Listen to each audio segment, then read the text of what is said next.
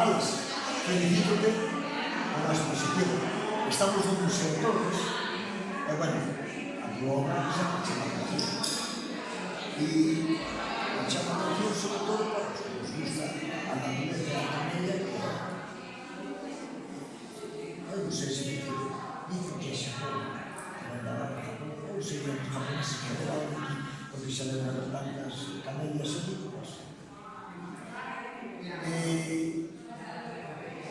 Chama a atención porque camelias e marinas. Resulta que fui invitado por Cristina, por la Guadalquivir, que es la que organizó el evento de la fiesta de la flor de la camelia aquí, ¿no? Y me invitó a ella.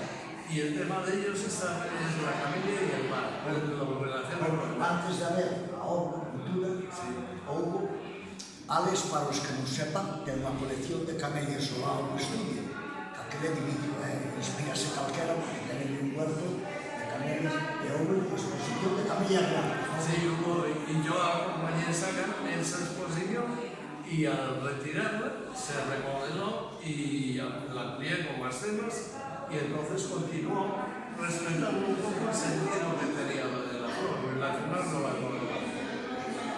Y ves que en realidad el tema principal se titula Camelia sobre el mar de Galicia, que simplemente está relacionada con la camelia.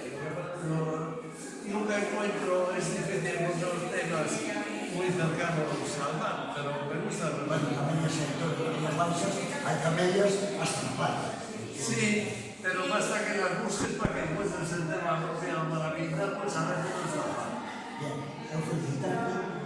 Recordar, está no Museo Torres, de Marín. Hasta el 23, el domingo 23. Horario de mañana y tarde en la web del museo. E no meu blog, tamén, aí vades ver que non tienen cámara de fotos, se fijas que cousa, pero alguna amigo dos estrela aquí fotografistas van a pasar fotos para ilustrar o traballo, xa veredes unha mostra e outra vez máis. Eu agradecer a este homem sempre, porque un día me dixo unha cousa que a teño físico a partir. Me dixo notario gráfico de Galicia. Efectivamente, es que te considero así. El traballo tuyo é increíble. Eu coido que é o artista galego, coido, estou seguro que máis camelias ten plasmado na súa obra. Pasar. Ben, ata despois.